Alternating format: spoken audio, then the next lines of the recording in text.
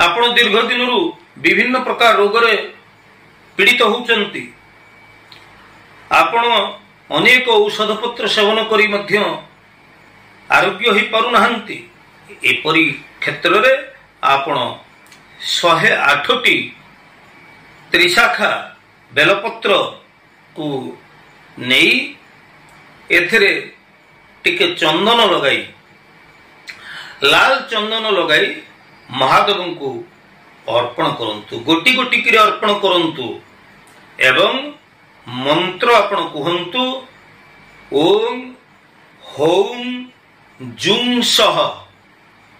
एई मंत्र रे आपण गोटिए गोटिए करी 108टी गोटे थर मंत्र पढ़िबे, गोटिए बिल्लो दल अर्पण करिवे, गोटिए मंत्र कहिबे, पुणी गोटिए बेलपत्र अर्पण करिवे। मंत्रटी आउ थरे कहूची ओम हौम जुं सह। एही मंत्र कही आपण गोटी गोटी करी 108टी बेलपत्र महादेव को अर्पण करंतु एवं महादेव को आपण प्रार्थना करंतु